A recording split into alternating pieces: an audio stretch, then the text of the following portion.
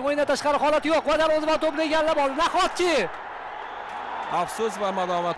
Oldingi uchrashuvda terma jamoamiz vakili bu ana shu futbolchini Muhammad Jarrohni kutib oladigan futbolchi topilishi kerak. Buni gol deyiladi va Kuvayt terma jamoasi vakili. Zarba!